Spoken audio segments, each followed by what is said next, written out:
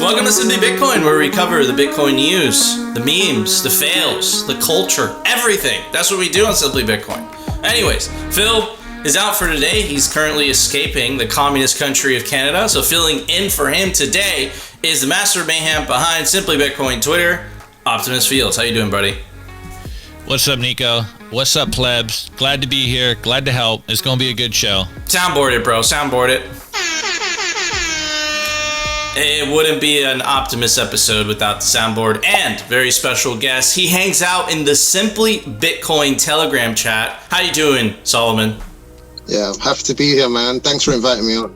Well, we appreciate you coming, bro. This is a show for plebs by plebs, so we love having plebs on the show. And from my experience, they're usually the ones that give the most unique takes because we've all heard the takes from a lot of the influencers, right? Anyways, Opti, it's time for the daily numbers, or the numbers. Number 10! Brought to you by Nodl. They make some of the best Bitcoin notes, like the Nodl One. Run your own version of Bitcoin Core, the Lightning Network, Whirlpool, and Dojo, all from the comfort of your own home. Remember, guys, if you don't run your own Bitcoin node, you're using someone else's.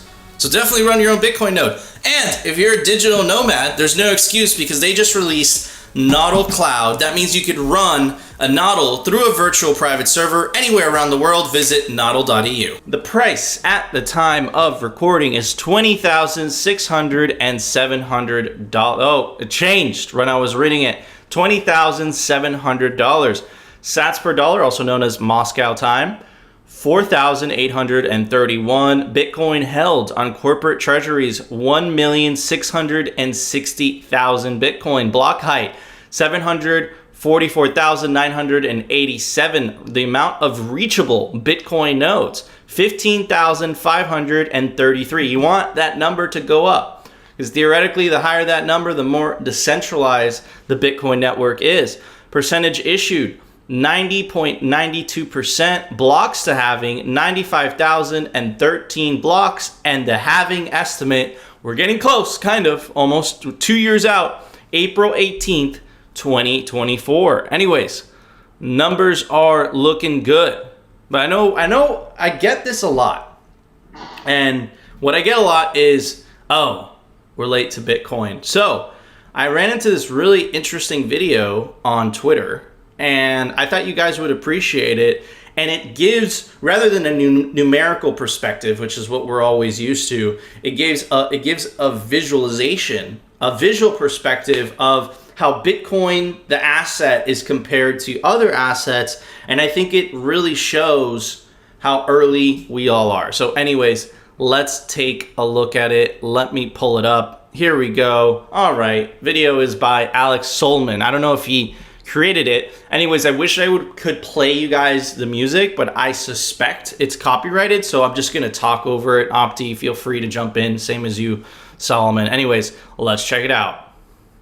Bitcoin 420 billion, Tesla 700 billion, Amazon 1.1 trillion, Google 1.4 trillion, Bitcoin, what? 1.45? Oh, I think that was the historic all-time high. Microsoft 1.9 trillion, Apple 2.2 trillion, gold 11.4 trillion, S&P 33.5 trillion, 108 trillion global stock market, millionaires worldwide 191 trillion, global market 280 trillion, that's real estate, and the total wealth 418 trillion. And Bitcoin is sitting tiny at 400 billion. Look at the size of those things. If that doesn't make you bullish, I don't know what will. Keep stacking that corn, stack it hard. There's definitely a lot where to go. And here's the thing, I'm so bullish on Bitcoin because I don't think people truly understand what the implications of absolute scarcity are. So far, we've had 10 years of absolute scarcity, and Bitcoin is the best performing asset of the last 10 years.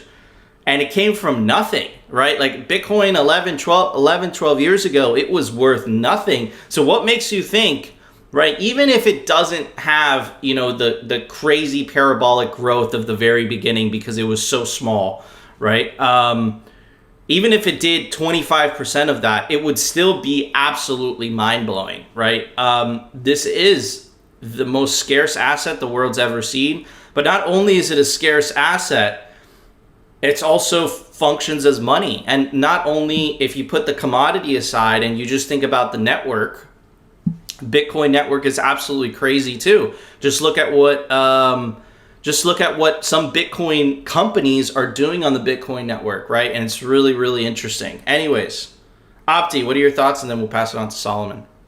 Well, first off, that visual reminded me just how bad humans are at giant numbers. And if that is not a great representation of how much room we have in this market to grow, I don't know what is. And then furthermore, if Bitcoin just takes a fraction of that money, guys, we going to the moon. We're going to the moon. Let's go. The master of mayhem and his highly accredited tanks. Love it. Anyways, Solomon, hit it, brother. What are you thinking here? Yeah, there was one thing that wasn't on there, and that was the debt markets, like the bond markets and stuff like that. Like those are even bigger. Like those markets are well into the hundreds of trillions, right? So yeah, I think so. Let me look it up while you bond market. But yeah, I mean, hold on. Bond market cap. Boom. Let's look it up. 119 trillion. You're absolutely right. It is in the 100 trillion range. it's like, we're going into a time when where everybody, like corporations and nations, are going to default on their debts. And Bitcoin definitely can eat into that market as well. And as you just explained, that's that's a big market, man. It's bigger than a lot of the ones that were just mentioned. Absolutely. I 100% agree. I think Bitcoin is better than bonds, right? I think this was like the first market downturn that bonds didn't do well when the Fed was turning hawkish, right? So I'm ultra bullish on Bitcoin. I'm very optimistic about the future. There's so much room to grow. And I think that even once we get to those big numbers, I think Odell has this famous quote, which was, people underestimate where this is going to go because we've never had an asset like this that has ever existed, right? So all I know, stack sats, stay humble. Yeah, this is going to the moon, and then Pluto after that, and then whatever comes after Pluto. So very, very bullish. But anyways, Opti, it's time for the daily news. Brought to you by CryptoCloaks.com. They make some of the best 3D printed Bitcoin merch, like the famous 3D printed Bitcoin grenade toy. It comes in any custom color your heart desires. You want orange? He could do that. What about Peter's Shift Colors? That's right, he makes it in gold. And you can take advantage of the promo code down below to get 5% off in Europe. The European store is now open. Check out CryptoCloaks.com. All right, everybody, check this out. This is the Celsius Network. Hashtag wrecked. We saw this coming. I think they're the first of many. Bank to the Future, which was an investor in it. I think he owns like 5% of the company, and he's a pretty big YouTuber. OG Bitcoin. He's been here a very long time. Pretty big account on Twitter as well.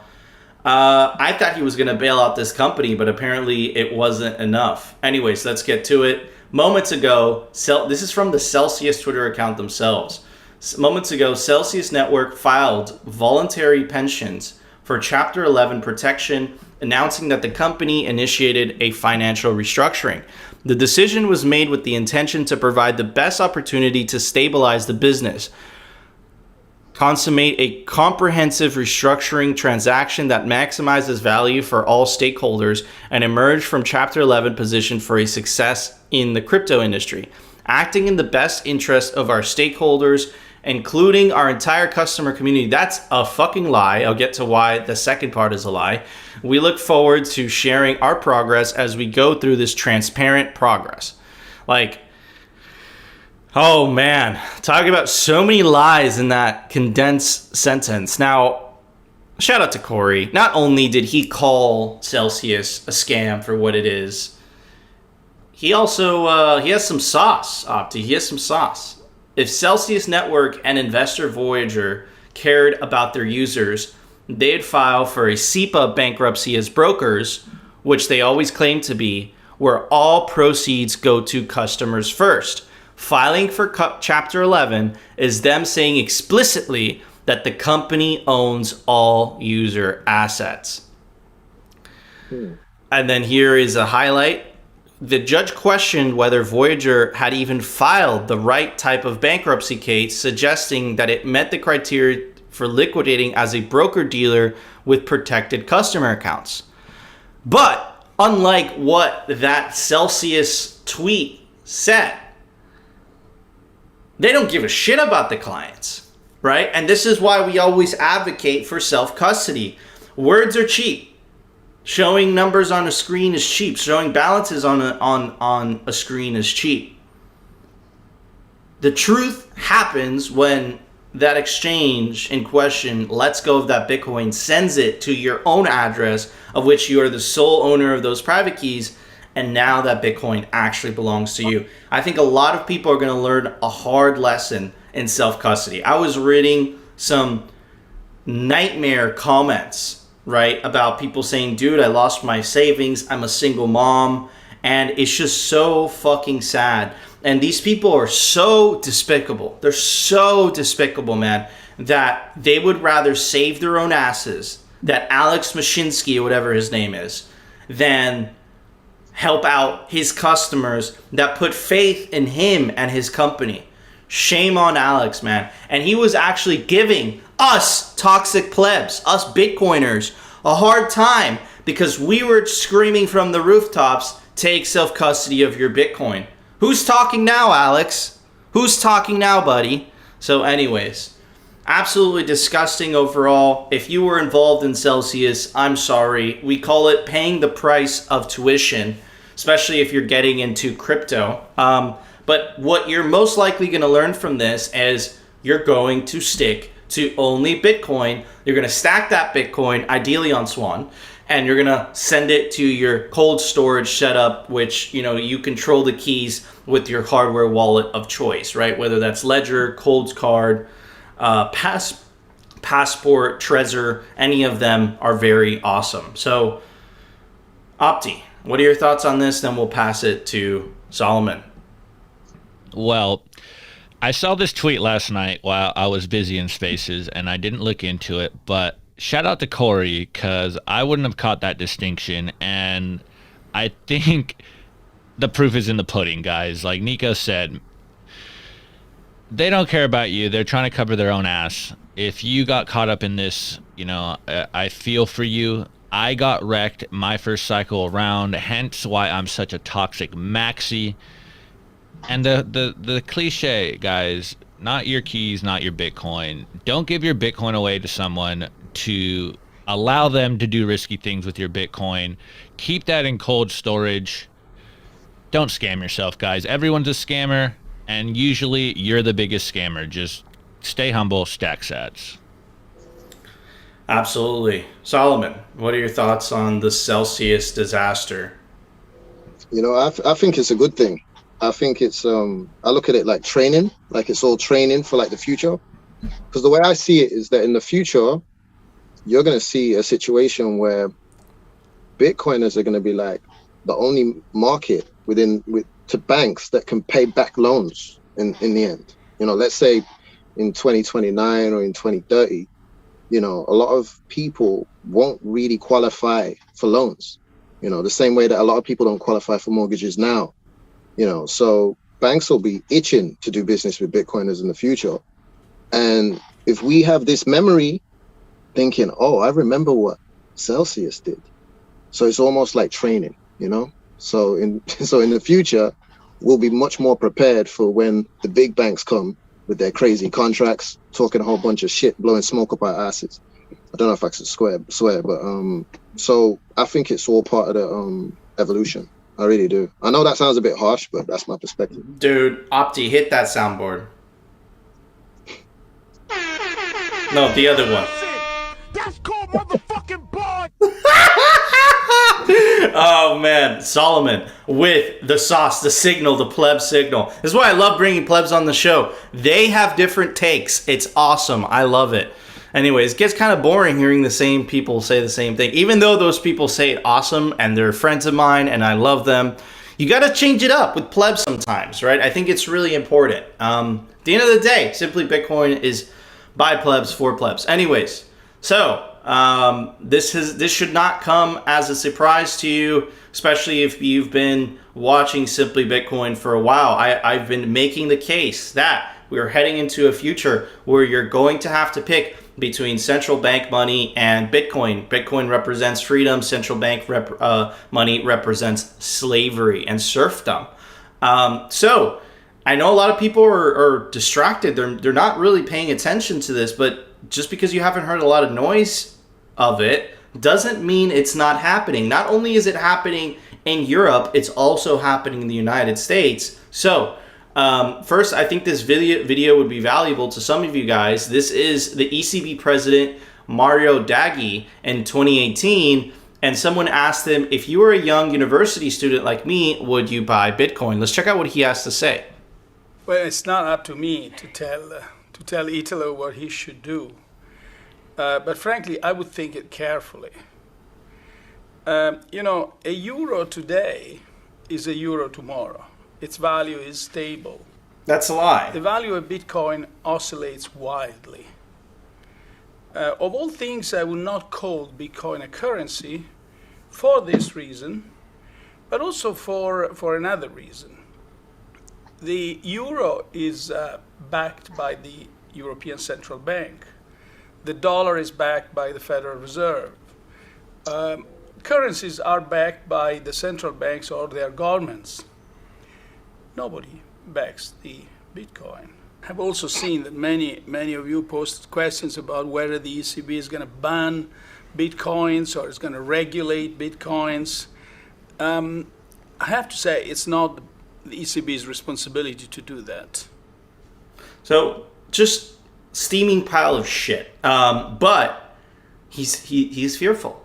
He's very scared. Okay, so let's talk about what he said about a euro today is a euro tomorrow. A Bitcoin today is a Bitcoin tomorrow, and the Bitcoin today and the Bitcoin tomorrow is going to have more purchasing power, especially if you wait 2, 3, 4, 5, 6 years, than the euro today and the euro tomorrow. The euro tomorrow is designed to go down in value over time. Versus Bitcoin, it's literally designed to go up forever. That's what the halving ensures. That's what the limited supply of, or the cap supply, better said, of 21 million ensures, right? If the demand stays the same, but the supply stays the same, and then there's a halving shock, a supply shock, roughly every 4 years, what do you think, basic supply and demand, what do you think happens to the price, right? So even though Corey from Swan has a very good theory, I'm going to go over that one day, where he makes the theory that the halvings are going to have less and less of effect as time progresses, but it still stays the same. That awesome meme by Newt Svanholm, right? 21 million divided by infinity, right? Versus what would it be for fiat currencies? Infinity divided by infinity, because that's how much euros they could print. Anyways. So I said this is happening. This is a paper released by the Office of Financial Research. Why would they be researching something that they aren't interested in? And of course, it's like the horse and buggy people researching why horse and buggy should remain relevant well into the 21st century. It's like the incentives are not aligned. Obviously, they're going to toot their own horn to try to remain in power, the central bankers. But anyways, let me read some of this line, then we'll move on to the announcement by the European Central Bank.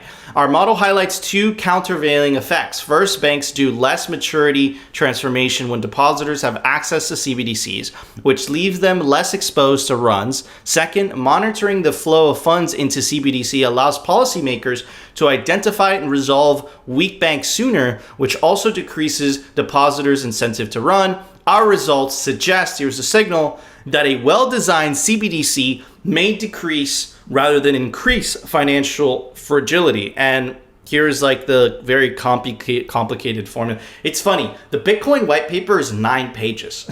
And all these central bank, like, they remind me of shitcoin white papers. It's the same garbage in the research, you know, with Cardano.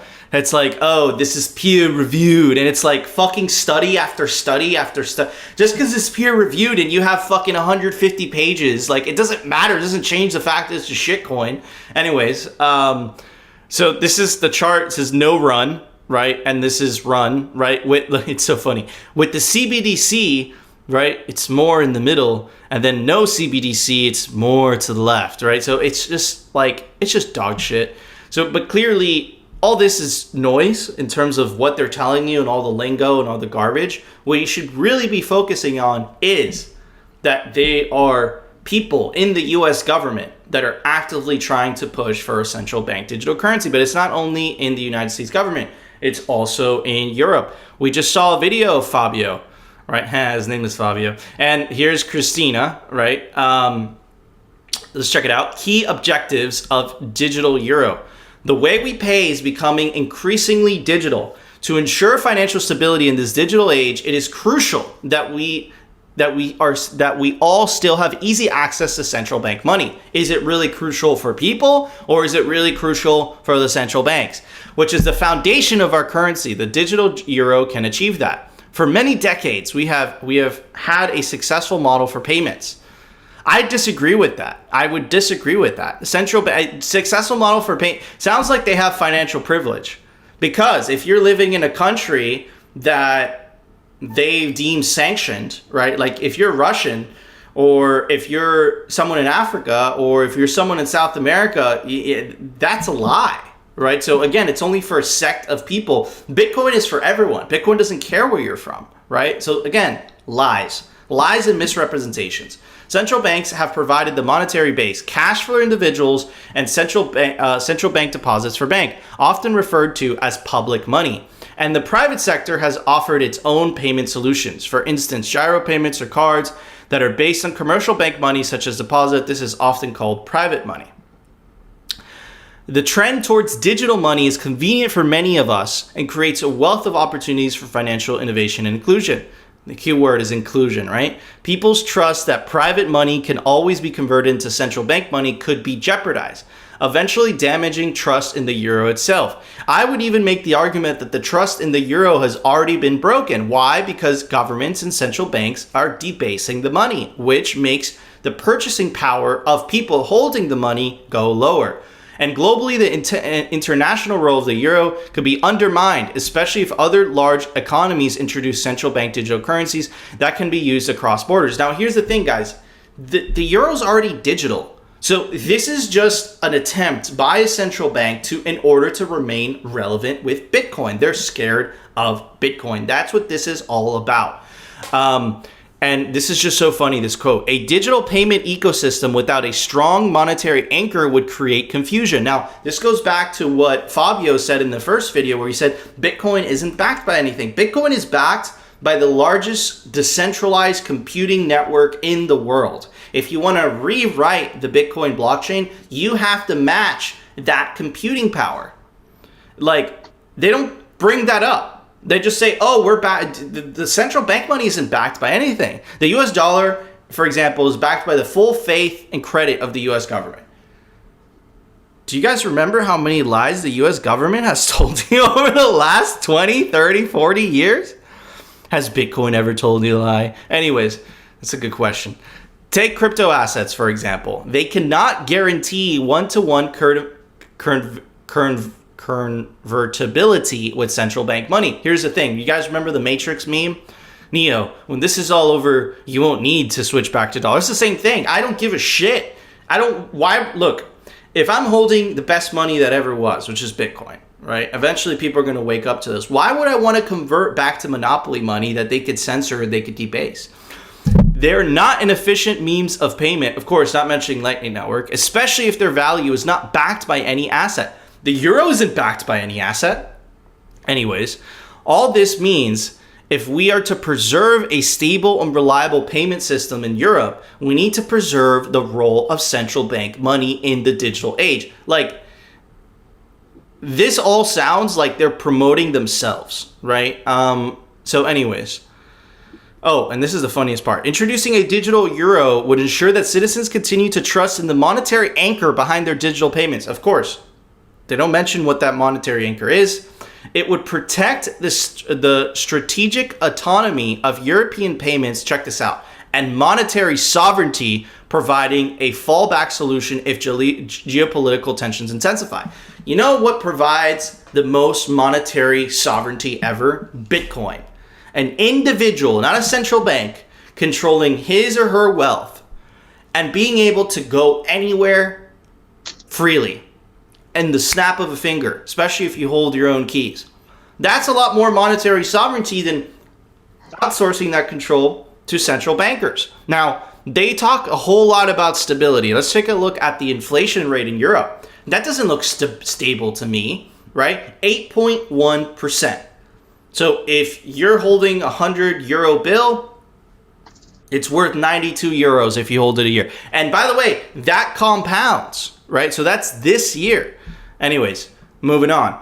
So Satoshi described what exactly is wrong with central banking. And I think it's a perfect rebuke to Fabio and Christine Lagarde. Anyways, the root problem with conventional currency is all the trust that's required to make it work. The central bank must be trusted not to debase the currency. But the history of fiat currencies is full of breaches of that trust. Banks must be trusted to hold our money and transfer it electronically, but they lend it out in waves of credit bubbles with barely a fraction in reserve. We have to trust them with our privacy, trust them not to let identity thieves drain our accounts. And again, if they were honorable, if they, didn't breach that trust, maybe they would have an argument. But they're writing on coattails of legacy systems that don't exist anymore, that are decades old. They don't even want to address the weaknesses in their system. All they're doing is just standing and telling you, we are the best. Europe needs us. But they're not they're not rebuking any of the Bitcoiners' arguments. And I think that's the signal. And on top of that, not only are they not rebuking all the Bitcoiners' arguments, they attack Bitcoin, right? And I think that's the signal right there. And if we go to one of my favorite websites, right, to kind of rebuke Fabio, right? Because he said, oh, Bitcoin doesn't offer any price stability. Let's go to Priced in Bitcoin. And Priced in Bitcoin, this awesome website, and it shows you if you're using Bitcoin as your unit of account, what things would actually cost, right? So let's make some comparisons, shall we? The United States dollar, it's down 89% versus Bitcoin last 5 years. Last 3 years, it's down 42%. Of course, this year it's down 60%. But again, if you zoom out, if you have long time preference, but it's not only the dollar, crude oil down 78%. A house has doubled in prices recently.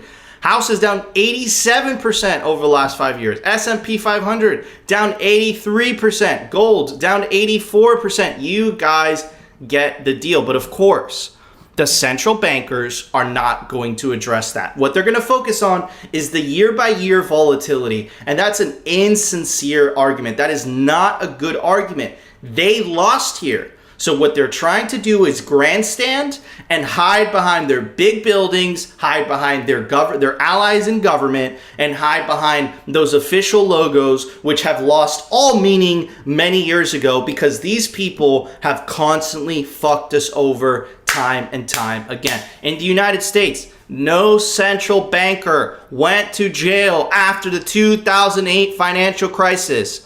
Why? Why is that? We got screwed. The millennial generation got screwed. The Zoomer generation got screwed. And no one was held accountable. Bitcoin is our protest. We're saying we don't want to partake in your system anymore. And they don't know what to do about it. They're not used to competition. They're used to stifling competition. They're used to using the heavy hand of government to kill competition. This time, they cannot. So guys, it's a free market. You guys have fair game. Try to compete with us, but you won't be able to because governments are always going to want to control their money and they're always going to want to inflate their money to pay for their big government spending every single year. Anyways, Optimus, what are your thoughts? First off, I love that you put that excerpt from the white paper, because I was going to say basically the exact same thing, that the key word in this is trust. And so I'm glad that you pointed that out, because in my opinion, it seems like the powers that be, the bureaucrats, are projecting, and they realize that they are losing trust from the plebs. And then secondly, I absolutely love every time a central banker says that their currency is better because it's backed by something. And it's like, okay, yeah, okay, that's why your money's better. Like, Bitcoin not backed by anything is a feature, not a bug. I want my money to be straight up money. I don't need your full faith and credit to guarantee my money. I got the biggest supercomputer in the world backing my money. And then thirdly, I absolutely love that the ECB is putting out articles and trying to reframe what is going on here as a revolution in payments, because that's what we need, guys. We need better payment system, because Visa and MasterCard aren't working well enough for the everyday person. That's what we're all doing here, guys, is payments. And it just shows me, guys, like, everyone is really living in our meme world, because they have to write about what we're doing, whether they like to or not, and they can frame it in however way they want to. But the signal is seeping through, and they can't hide the fact that they are losing this meme war, guys. Dems are the facts. Dems are the facts. Solomon, hit it, bro. Yeah. Who is this Fabio guy?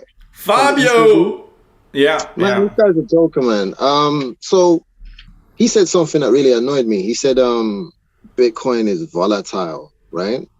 And he said that a euro today is a euro tomorrow, with no acknowledgement for inflation. You know, that was so dishonest, right? And it's like insulting people's intelligence. It's almost that's what he's doing. Because the thing is that the Bitcoin hash rate is not volatile, but the price is, right? Now, I'm not like somebody that's been in Bitcoin for a long time, but the way I look at it is like this: the Bitcoin price is only volatile because Bitcoin as an asset is young, and there's a fuckload of speculation. You got all of these traders in and out all the time. That's part of the volatility. But the actual value of Bitcoin, which is represented in the hash rate, that's steadily going up, steadily. And he doesn't mention that. And this is why I love Bitcoin, because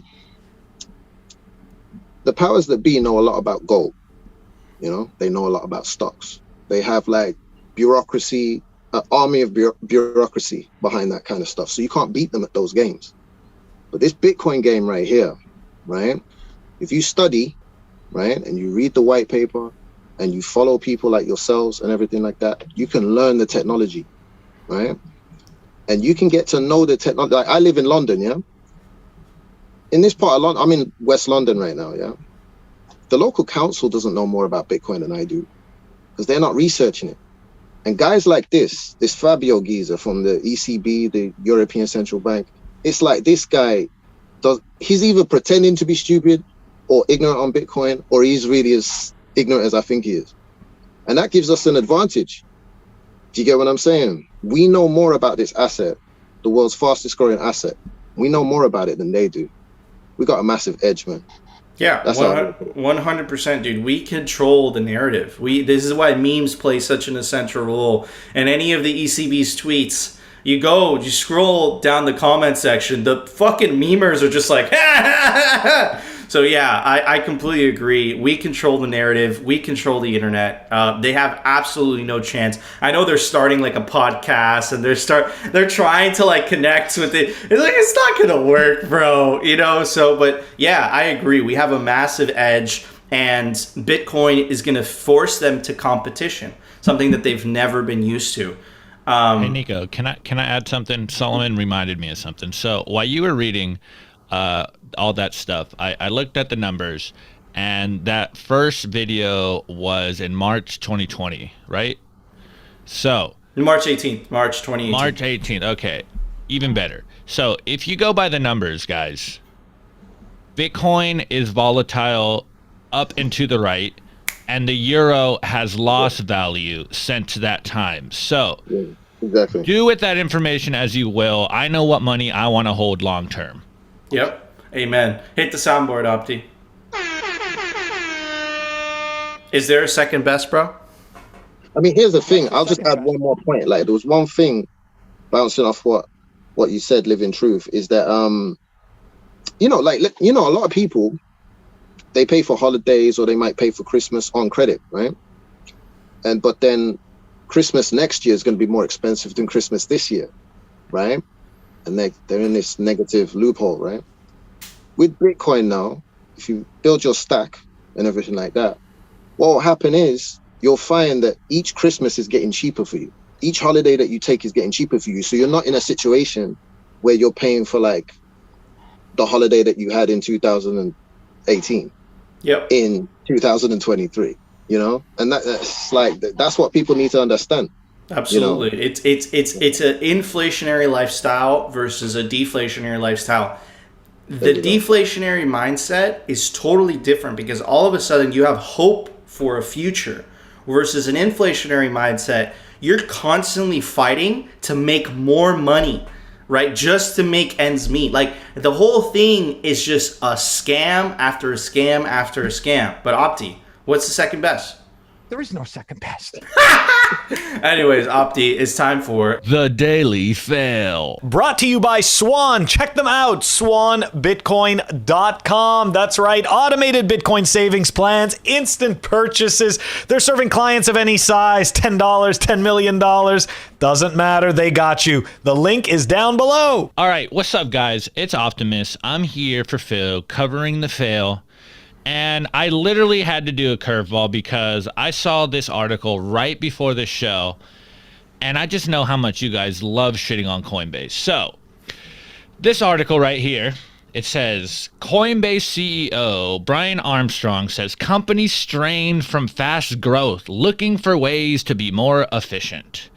So, let's just go through this article for real quick, and then I'm going to show you some receipts of the last month or so. So, Brian Armstrong says that they are facing the unwanted consequences of growing the workforce too fast. Okay, all right. So Armstrong says the companies tend to become less efficient when they scale up.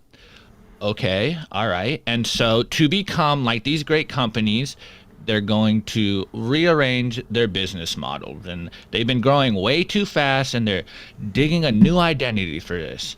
Anyways, the CEO says Coinbase will change the decision-making process of the company, incentivize product leaders, address inconsistencies and duplications in shared services, and reduce the maximum size of teams to 10 people.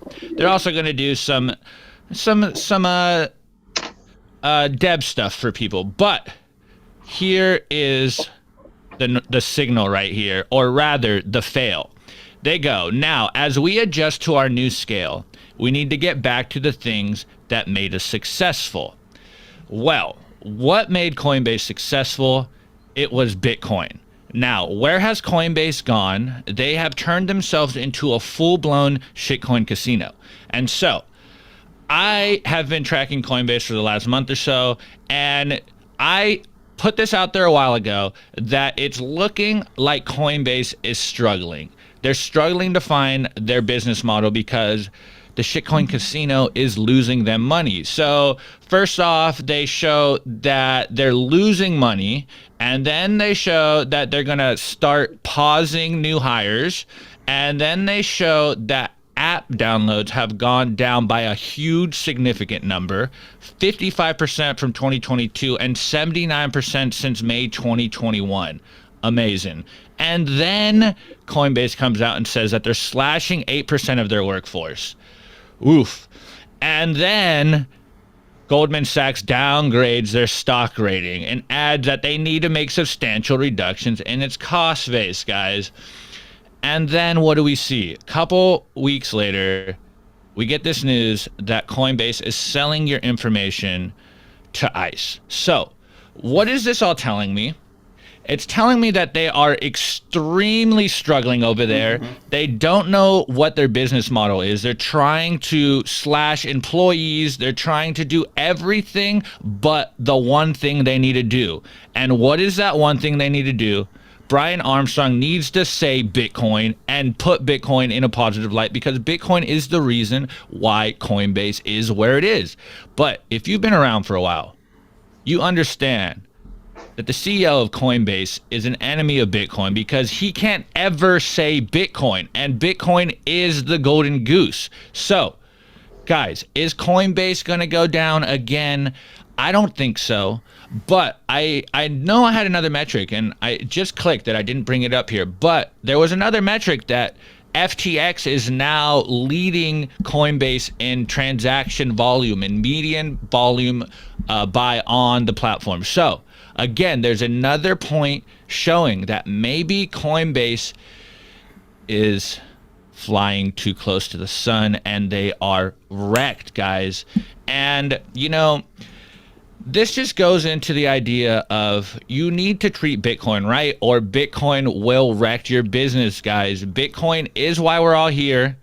So if you disrespect Bitcoin, your business isn't going to last. And let's just see what happens with Coinbase, guys. It's not looking good for them. Again, don't use Coinbase. Delete Coinbase. Take your coins off exchanges. Put it in cold storage.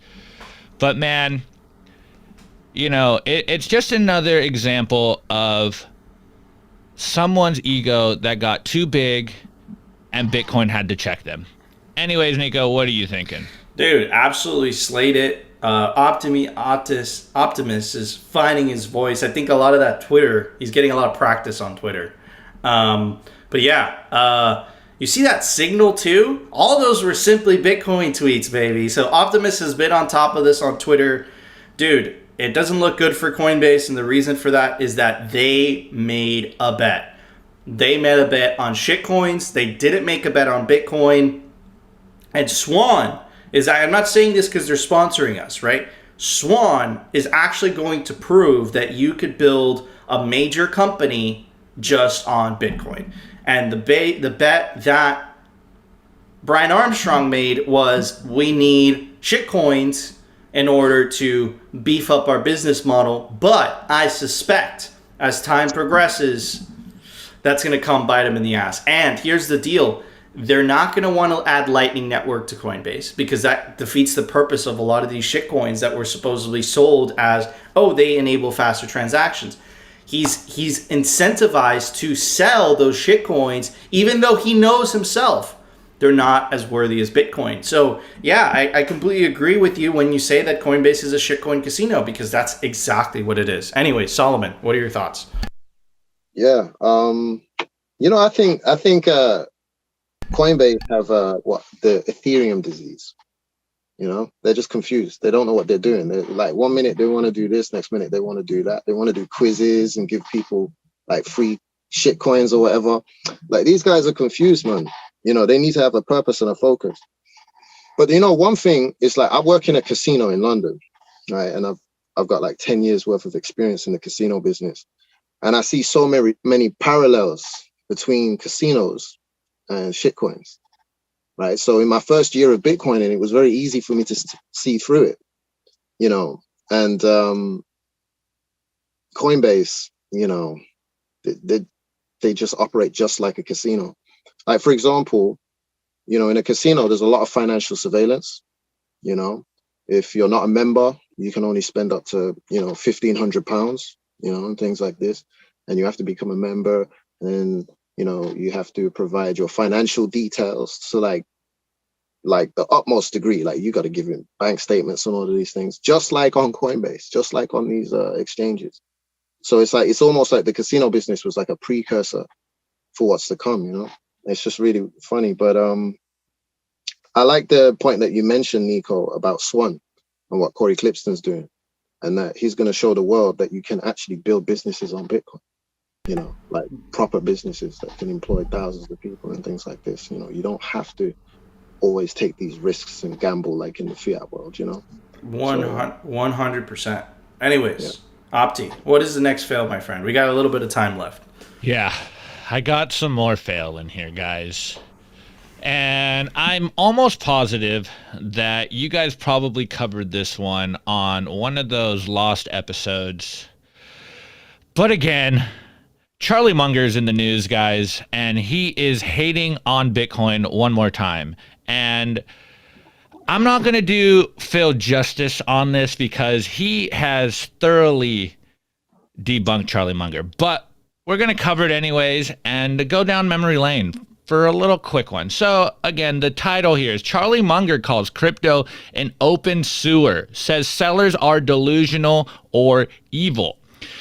Anyways, so Charlie Munger calls the industry of cryptocurrency sector a sewer full of bad actors selling digital coins that lack any actual value. Now, on one point, if he's talking about shit coins, then I might totally agree with this statement because he is 100% right.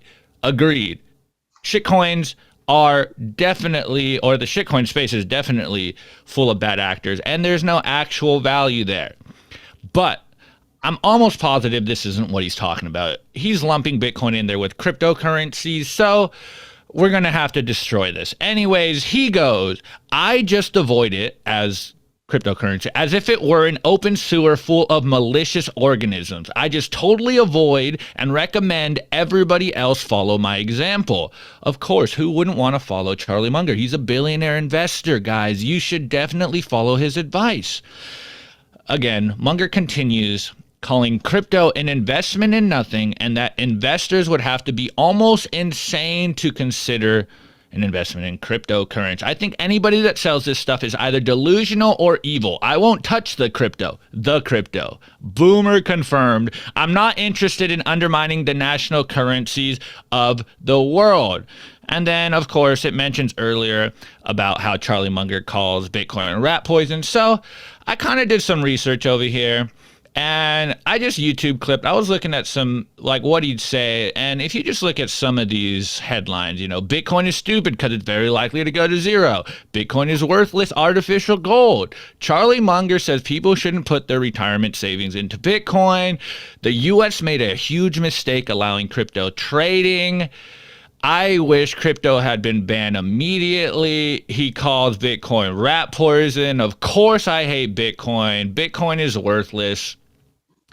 Anyways, we know this is all FUD. We know the real narrative, but I found some interesting stuff, Nico, and I was looking into this, trying to do Phil some justice, because you guys do the work. So I'm over here on his Wikipedia, and I saw this little area called investment philosophy, and I think there is a lot of signal in this area because it's showing how much of his bias is blinding him, and he won't admit this. So, worldly wisdom from Charlie Munger.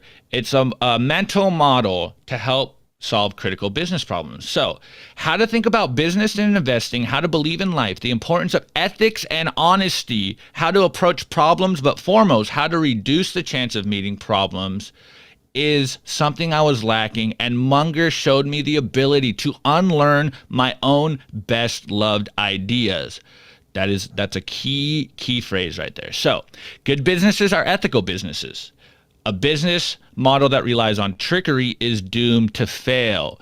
Interesting philosophy, Charlie Munger. Interesting philosophy. He further goes, and you can tell his Cantillon bias is showing with this view right here. In response to the 2007-2008 financial crisis, he says, the system is responsible in proportion to the degree that the people who make the decisions bear the consequences. You don't create a loan system where all the people who make a loans promptly dump them on somebody else through lies and twaddle, and they don't bear the responsibility when the loans are good or bad. So you can tell how his thinking is in regards to Bitcoin. But furthermore, guys, I think this is where his real biases come in. So he's known for this term called the Lollapalooza effect, where multiple biases, tendencies, or mental models act and compound with each other at the same time in the same direction. These biases or tendencies acting together greatly increase the likelihood of acting irrational.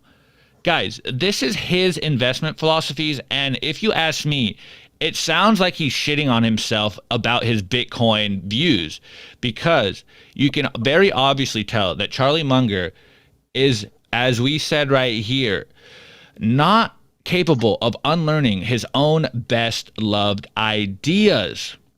So, guys, remember, let's just go down memory lane. Just remember what Charlie Munger has said in the past. Oh yeah, America can learn a thing or two from communist China. The Chinese government did a good job by silencing Jack Ma. The communists did a right thing. And this isn't the only time he's been praising China and their communism, because there's another title. Billionaire Charlie Munger praises China for being smarter than America at handling economic booms. China steps on a boom in the middle of it instead of waiting for the big bust. Of course, I admire that, and in one respect, they are wiser than we are. It amuses me that communist China is being smarter about handling booms than capitalist America. Their system has worked better. Guys, I say all that, and I bring all those receipts in to say that it's very obvious his bias is showing. He seems to like the authoritarian control of communist China. Therefore, he's going to very obviously not like a free market money like Bitcoin. Of course, he's going to play the narrative that Bitcoin is undermining the world currencies because he has the most to lose. He is a Cantillon insider. He is close to the money printer. Thus, anyone that takes that power away from him is a threat. And hence why they call us what? Evil, delusional, irrational, all that good stuff. He calls Bitcoin rat poison. Well, yes, Charlie Munger, Bitcoin is rat poison, and you are the rat. And I know Phil has covered this before, but guys, we got to keep them in check. Hence why we will continue to cover their fails, because these boomers will not stop talking about Bitcoin because they know Bitcoin is eating their lunch. Milkshake theory in action. And as we showed in the numbers, there's a lot of room for Bitcoin to grow. So their rees are going to get a lot louder, and you just got to prepare for it. Anyways, Nico, what are you thinking? Dude, he's a fiat maximalist. You know, those are just Bitcoin maximalists, and we attack, shitcoiners, and we say, hey, look, this is a scam, whatever. He's a fiat maximalist, and that's what he's doing. He's attacking what he sees as a shitcoin, which is Bitcoin. But I don't blame that perspective. But what I do think is that in his system, only a few win and few benefit and the rest lose. Whereas in our system, everyone could win. Because that's Bitcoin, right? You buy Bitcoin, you're going to benefit from the gains. Obviously, if you're a sailor, you're going to have more Bitcoin. It's going to, the value is going to go up, right? But you still benefit from the same percentage gains. If Sailor wants to buy Bitcoin, he has to get in line and buy Bitcoin just like everybody else, right? Charlie Munger has a special treatment from the system. He gets deals that you're not even entitled to. You want a glimpse of how these people think? Take a look at what Nick Carter said when he was on his meltdown. A lot of the comments were like, I'm in private equity. You don't get those deals. Like, that's how these people think, man. Fiat maximalist. That's what I have to say. So I'm just bullish that Charlie Munger, Hillary Clinton, Donald Trump, they all hate Bitcoin. And the World Economic Forum. That is signal right there. That's not noise. That's signal. Anyway, Solomon, what are your thoughts? Charlie Munger, basically, like, you're not really supposed to disrespect your elders, are you? So I go easy on him. But, he's just like a Peter Schiff 2.0 to me, Like, it reminds, like, there was one person that told me that, like, Bitcoin is gambling. And it's like, a guy that was older than him. Not older than me, but as nearly as old as him. And I'm just thinking, like, you guys don't even know the definition of gambling, man. Gambling is to take a risk under a statistical disadvantage, and with Bitcoin, that's not the case. And it's like you said, this guy's just a fiat maximalist. But yeah, Peter Schiff 2.0 as far as he's like irrelevant. He's just going to be part of the, he's going to be buying Bitcoin when it's at like 200 200 grand or something. He won't have a choice, but he's not going to be Right. buying Bitcoin from me or from you, Solomon, or for you, Opti, because we ain't selling our Bitcoin. Anyway. Exactly. Awesome. Anyways, Opti, it's time for the Daily Meme Review. Brought to you by Citadel 21. It's the best Bitcoin cultural zine. Is stories, articles, comics by actual Bitcoiners. This is the artwork for Volume 10. This is the artwork for Volume 11. And this is the artwork for Volume 2. Volume 2 is almost sold out because there's only 1,000 physical copies made per volume. Guys, this is a collectible. This is pure pleb signal in here. Optimus has wrote articles for them. Phil has wrote articles for them. I've wrote articles for them. Definitely want to check out citadel21.com. All right, everybody, welcome to the Daily Bitcoin Meme Review. We review Bitcoin memes play an essential role not only in Bitcoin culture, but in this narrative trench warfare that we're fighting hand to hand on the battleground of the internet against central bankers and governments. Anyways, first meme by the Bitcoin Conference. When you get a 3% raise, but inflation is scratch 9.1. It's funny because this started at like 5.4 and then people just kept tacking it. They ran out of space. They literally got to draw it by hand. Next one by World of Rusty. Oh man, thank you, World of Rusty. Very cool. Template Tuesday. Laser Ray till 100K. It's Jerome Powell. Laser focused on inflation. World of Rusty coming in with the hot memes. Anyways. Next one by South African Hodl. Did you guys see this? This is the pictures from the James Webb Telescope. Super high-res photo of deep space from the new James Webb Telescope reveals strange object at the edge of the known universe, 6.15 trillion light years away. You zoom in. Bitcoin! It's the legend. Anyways, next one by Toxicat. Replying to, thanks for the soundboard, to 1.75% rate hike, inflation 9.1%, strengthening U.S. dollar, wrecked treasury markets. Absolutely hilarious. Next one by Rothmus. Print more money, they said. It will get better, they said. That's Weimar Republic. Next one by our buddies at Swan. Americans, why does life keep getting more expensive? The Federal Reserve. Bullish. Next one. Toxicat. Millennials, the Fed raising rates, 401ks, stop stock market dumping. Next one. Oh, repeat. Sorry about that, guys. Anyways, awesome memes. For those awesome memes, I'm going to give it, for when you're out of juice, a portable battery for your phone. Boom! Opti, what would you give those memes? Solid score. All right. I just got this in, guys. This brand new. Oh, let me see if I can get it. This brand new BTC pins. If you know, you know. It's fucking stone. Anyways, Solomon, what would you give those memes?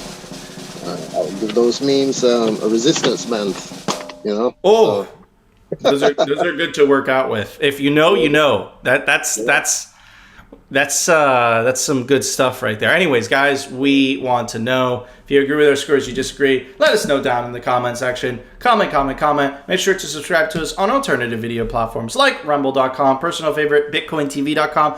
Join our Telegram group. We just passed 500 plebs. Join it. It's a party in there. You could link us some Bitcoin memes to review. We could review them. Actually, a lot of the memes that we got today came from our Telegram chat. Don't want to miss it. Join it right now. It's down in the link description. And of course, if you're listening to the audio version of this with Jacob from Swan Bitcoin and our own Optimus Fields, that's here today, definitely make sure to stay until after the show.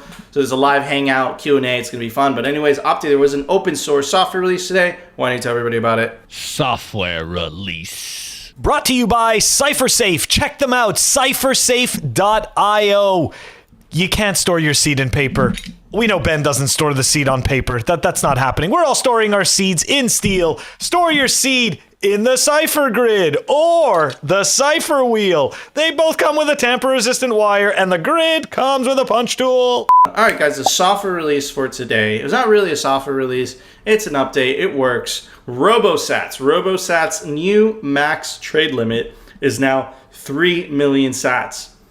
RoboSats is a simple and private Lightning Network peer-to-peer exchange, buy and sell KYC-free Bitcoin on RoboSats, and now you could buy up to 3 million sats. Anyways, very, very cool. I'm pretty sure it's open source as well because then it wouldn't be KYC. free. There's always a premium though when you buy KYC free. So now you guys know. Anyways, yeah, make sure to subscribe to our audio platforms like Apple Podcasts, Spotify, Anchor, all of that stuff. Also, make sure to check out our clothing sponsor, representltd.com. Opti and I are wearing the hoodies. Opti, pay attention. They represent, very comfy, very stylish. He's coming out with Simply Bitcoin merch. That's right, it's coming soon. And he makes Bitcoin merch. It's really cool. Check out representltd.com. Also, check out Simply Bitcoin's new blog. It's really, really awesome. simplybitcoin.news. www.simplybitcoin.news. It is by our own awesome pleb, Pirate Beach Bum. And of course, definitely go check out fellow pleb. Just came on the show. Had some great takes. Solomon Ultra. You can go give him a follow on Twitter, Ultra Solomon. Anyways, guys, that was our show. If you enjoyed the show, you know what to do. Smack that like button. Of course, we want to continue hearing the Bitcoin news from the pleb perspective and the catastrophic fails from the same perspective.